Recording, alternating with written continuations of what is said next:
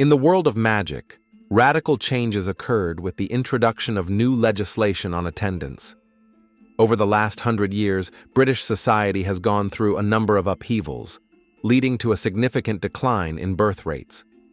Now, men and women have the opportunity to voluntarily take on the role of attendants, providing sexual satisfaction services to their master or mistress.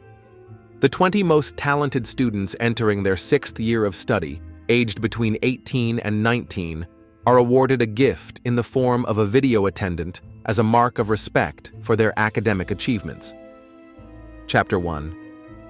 "This is just fantastic, Harry," exclaimed James Potter, admiring his son's achievements with enthusiasm. "Excellent grades in all subjects except divination, first place in defense against the dark arts and charms, and second place in the overall ranking." Harry Potter smiled at his father.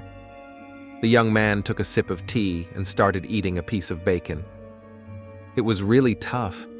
I wonder how everyone else did." "Of course, Hermione took the top spots," James smiled. "That witch amazes me. She reminds me of your mother. I'm sure she'll achieve great things no matter what she decides to do after Hogwarts." Harry nodded. "She mentioned wanting to intern at the Ministry, maybe in the Department for the Regulation and Control of Magical Creatures. Remus would be happy if she worked for him. I know I can't wait for you to become an Auror like me," James said proudly, smiling at his son. "It's still 2 years before I finish Hogwarts," Harry sighed. "I almost want to quit school and start working for you right now." "Nonsense," James waved off Harry's remark. "You've got 2 of the best years ahead at Hogwarts. Enjoy it," he added, raising his eyebrows meaningfully. Harry couldn't hide his blush.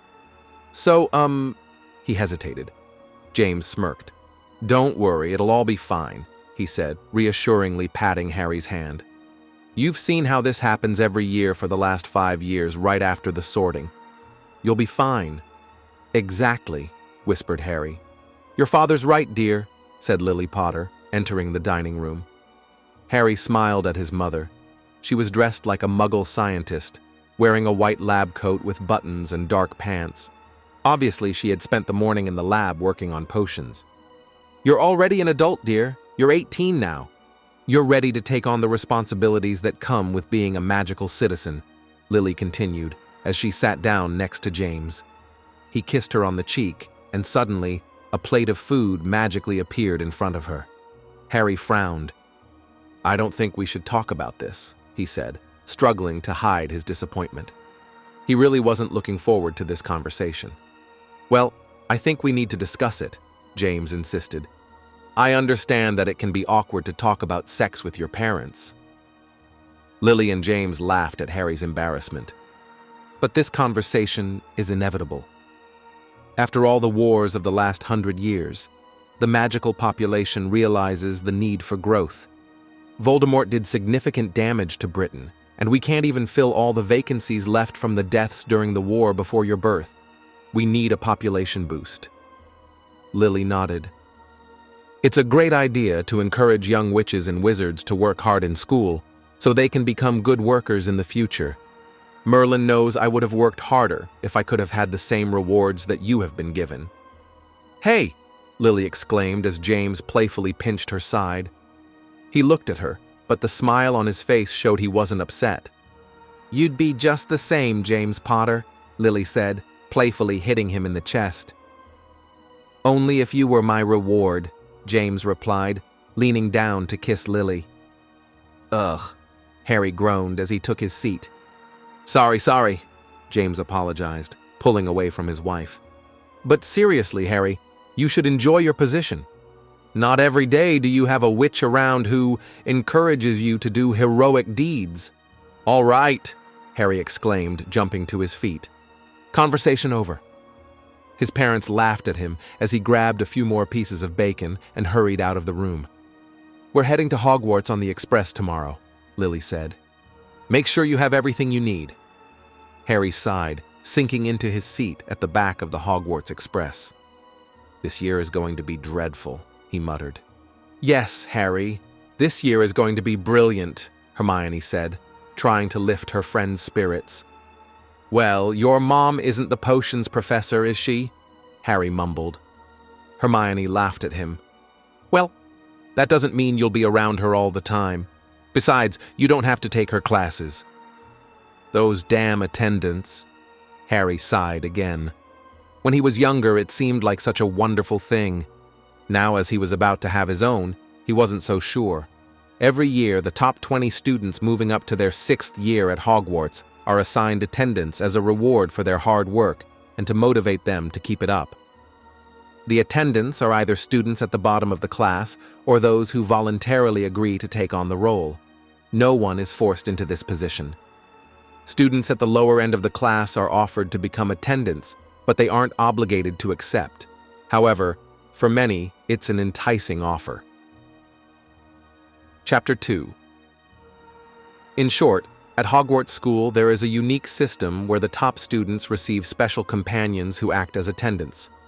These companions accompany their masters or mistresses everywhere, attending classes, eating together, and helping with homework.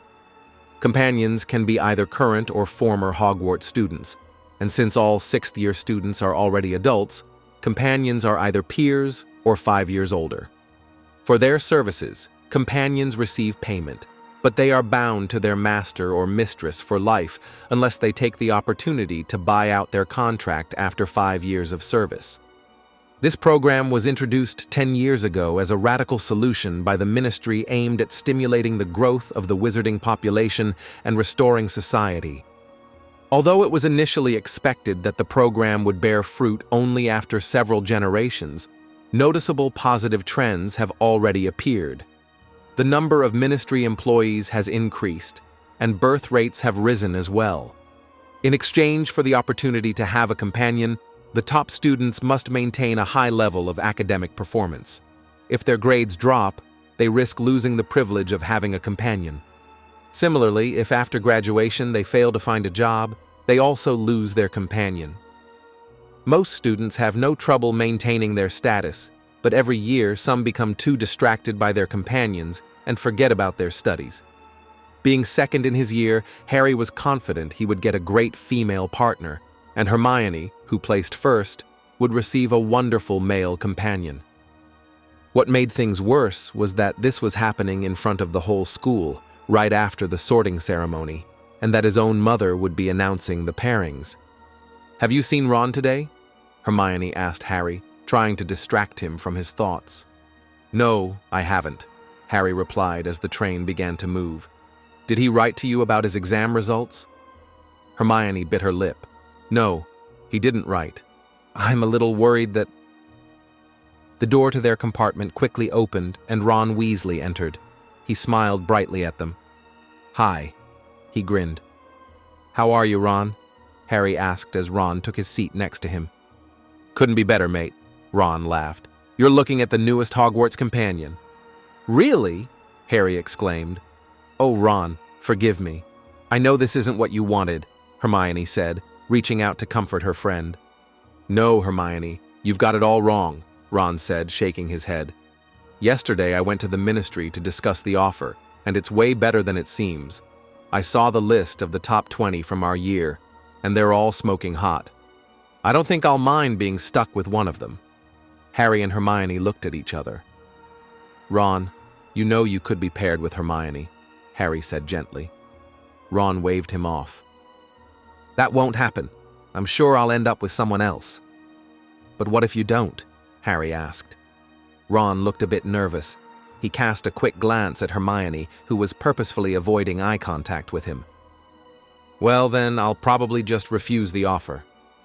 "Didn't you already sign the contract?" Harry questioned. Ron's eyes widened. "Oh, Merlin." Harry chuckled. "Don't worry, that won't happen." "Probably." He yelped as Hermione jabbed him with a tickling charm. "Come on, Miona. I was just trying to lighten the mood." The look Hermione gave him suggested what she thought of his attempt. An awkward silence fell over the compartment as Ron and Hermione avoided looking at each other. "So, Harry, what was your ranking in class?" Ron asked after a few minutes. "I'm second, right behind Hermione," he replied. "Lucky you." Ron's eyes lit up. You know, there were a lot of beautiful women at the ministry signing their contracts too. You might get lucky." "Yeah, maybe," Harry answered, staring out the window. "What's wrong, mate?" Ron asked. Harry shook his head. "Nothing much. I was just lost in thought." Ron smirked. "Thinking about who you'll be matched with, huh? Well, it won't take long. Professor Potter always handles that pretty—" Ron trailed off as it hit him what he'd said. Harry saw a moment of realization flicker across his friend's face. "Don't say that," he warned Ron, though he knew it was pointless. Chapter 3. Ron burst out laughing. He grabbed his stomach and kicked his legs in the air while he laughed. "Your mom is going to announce to the whole school who you'll be getting intimate with," Ron blurted out, before he started laughing again. Harry leaned back in his chair, looking grimly at his friend. "This isn't funny, right, Hermione?" He looked at her just in time to catch her hiding a smile that had appeared on her face. "Well," Hermione said, masking her smirk with a cough, "it is a little funny." Harry groaned and settled back into his seat, while Ron continued to laugh. He couldn't wait for this day to be over. The sorting ceremony passed by in a blur. Once it was over, Professor Potter called the top 26th years to the Great Hall. They lined up in numerical order according to their ranking. Fortunately, Harry found himself at the very end of the line with Hermione. He could barely see his mother as she addressed the hall. "We will now begin the attendance ceremony. It's meant to celebrate the academic achievements of Hogwarts' best and brightest students," Lily addressed the hall, repeating the words given to her by the ministry. "Before we announce the pairs, we must discuss the rules of this program. First, anyone who chooses to become an attendant cannot be in a romantic or sexual relationship with anyone other than their master or mistress. Any attempts to form such relationships with the staff will be met with harsh penalties from both Hogwarts and the Ministry of Magic. Second, sexual activities between the attendant and the master or mistress can occur anywhere, public or private. No one has the right to interfere in their actions. If someone feels interested in what they see, they should deal with that privately." Laughter filled the hall. Every year at Hogwarts, there were at least a few instances where men visibly became aroused by what was happening around them. Finally, in case of danger or harm to the staff from their master or mistress, it should be reported immediately to a member of the staff. "Now we will start calling the pairs," Lily said, pulling a scroll from her robe. The scroll unfurled before her, and she began reading the names. "Dean Thomas, you are assigned attendant Megan Jones." Megan Jones, a Hufflepuff from their year, stood up from her house table and walked forward to stand next to Dean. Both students shyly looked at each other, and Lily nodded. The hall buzzed as the pair walked together to the Gryffindor table. "Lisa Turpin, you are assigned attendant Wayne Hopkins," Lily announced. This continued as Lily quickly read names from the scroll. Harry waited for Ron's name to be called, but it never came.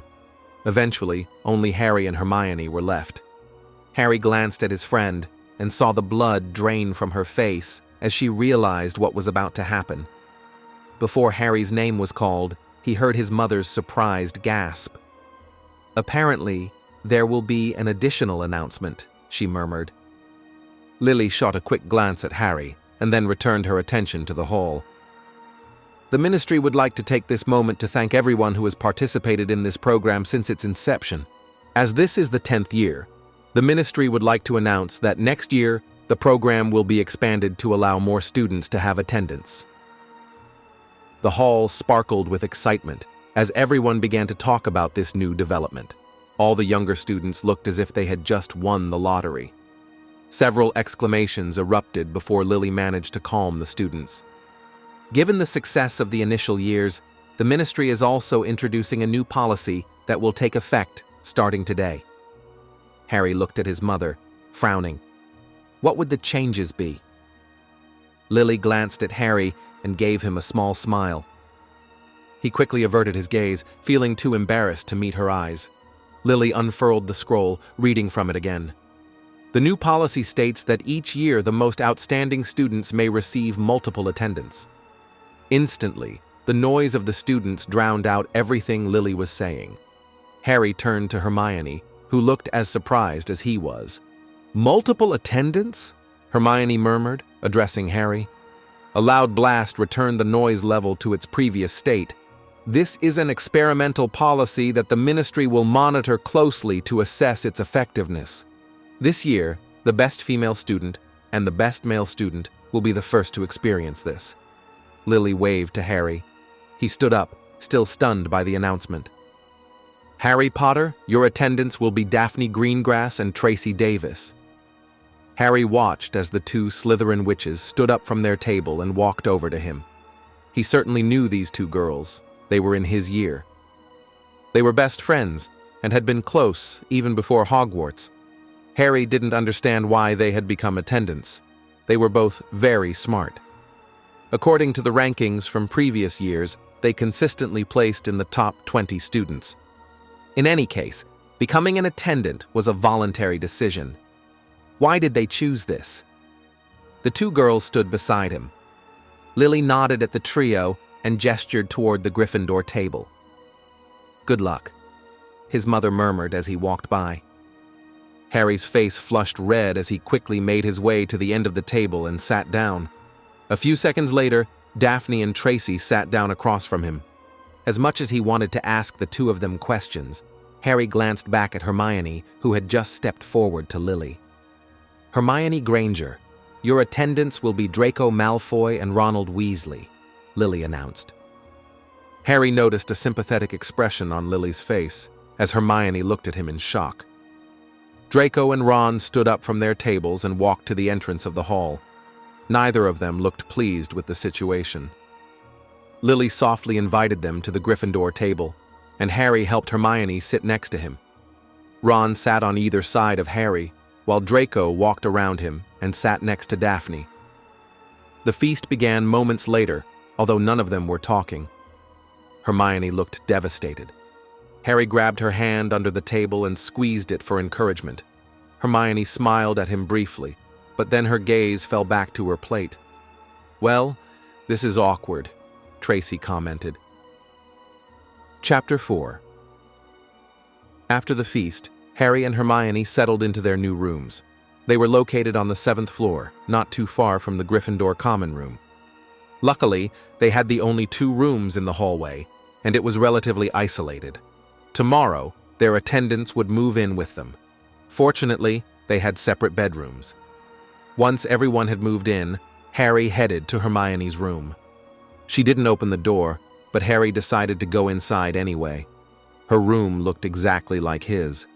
It was a decent-sized bedroom with all the amenities one could expect: a large bed, a work desk, a love seat, and a couple of high-backed chairs by the fireplace, as well as a bathroom. Hermione was lying on the bed, staring at the ceiling. "Are you okay?" Harry asked, approaching her. Hermione hesitated.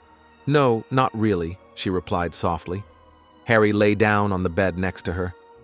"If it helps, you don't have to have sex with them," he said, trying to lighten the mood.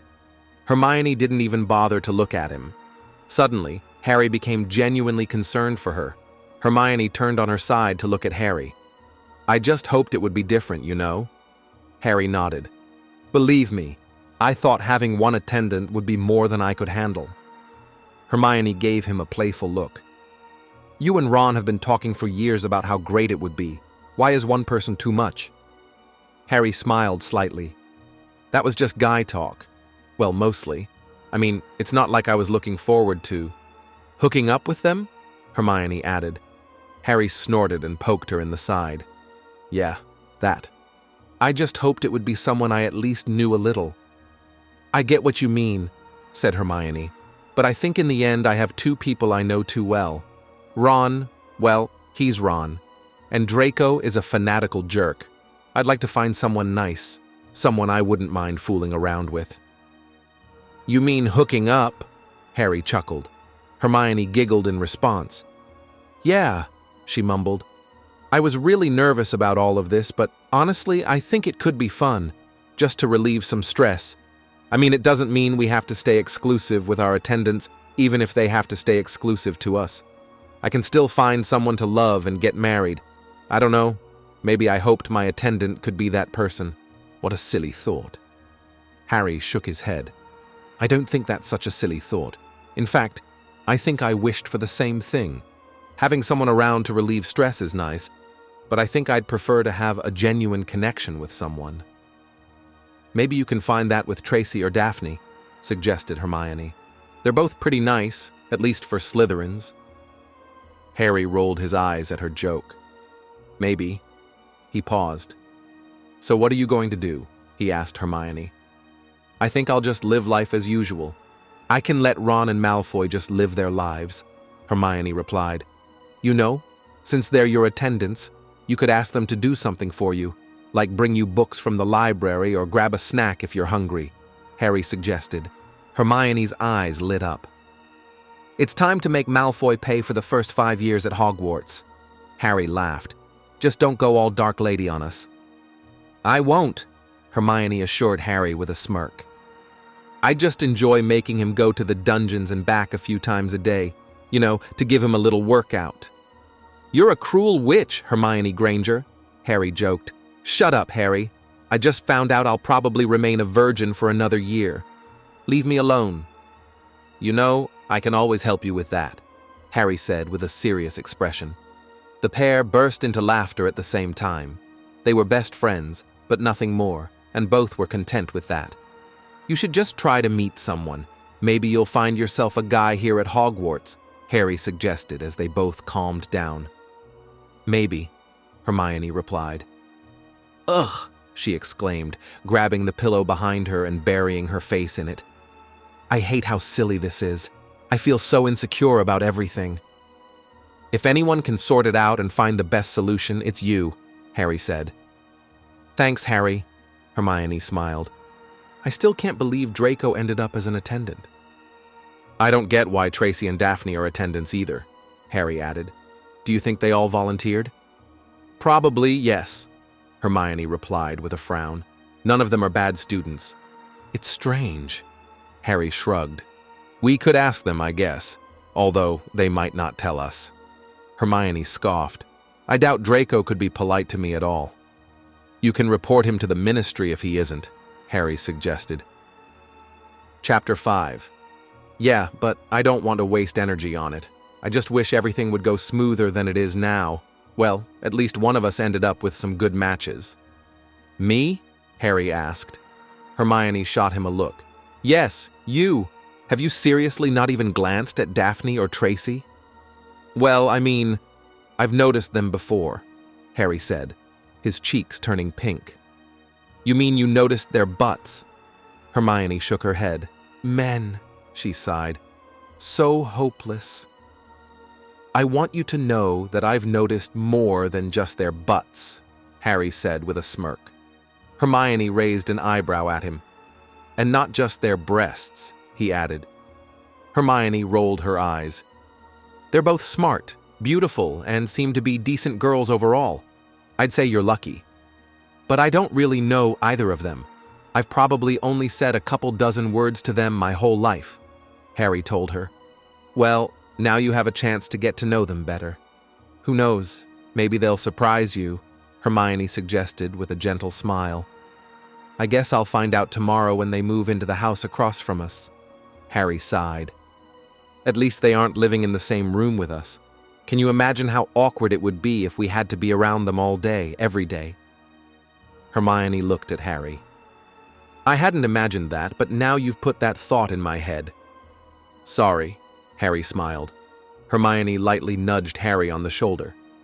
All right, I'm going to bed. I hope to wake up and find out this was all just a bad nightmare. Slowly, they both stood up. Harry reached out and hugged Hermione.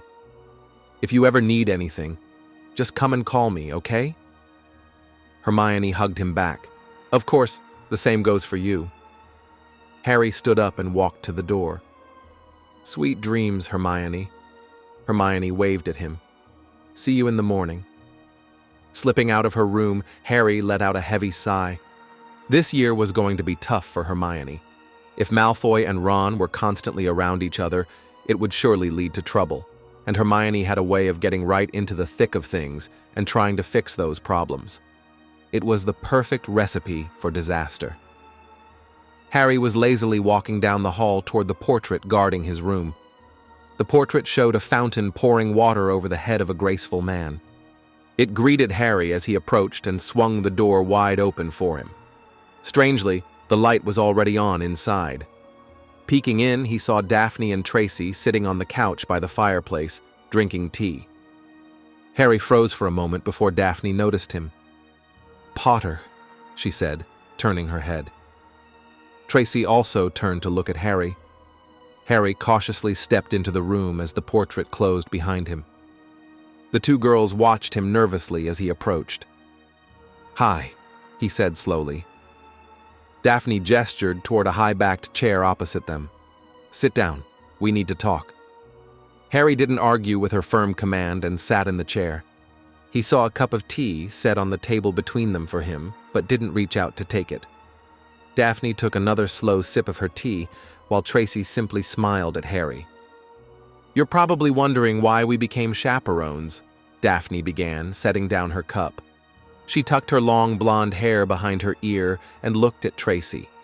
The brunette nodded confidently, making Daphne sigh. "My father was planning to marry me off to a pure-blood Swedish wizard who was almost twice my age. This was my way out, period," Daphne quickly explained. Tracy rolled her eyes at her friend. "And I, as the ever-kind friend, decided to become a chaperone along with her." Harry frowned, looking at Tracy. "But why would you do that? This is the first time someone's had two chaperones. If this new policy hadn't been adopted, you'd be stuck with some other wizard." Daphne snorted. Tracy pushed her friend away gently and lightly slapped her hand. "My father is on the committee that originally developed the chaperone plan. As soon as I found out what Daphne's plan was, I reached out to him for help. He helped push this new policy through and managed to convince the placement committee that Daphne and I should be paired together." "So it was your father who organized all these changes?" Harry asked. "Yes," Tracy smiled. "It just took a bit of political maneuvering. But we still didn't know who we'd be paired with.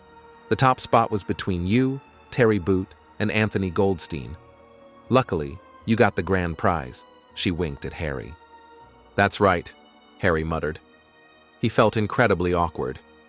Daphne was looking at him with barely concealed contempt. At least Tracy seemed pleased with the whole scheme. "Well, if that's all—" "It's not," Daphne cut him off.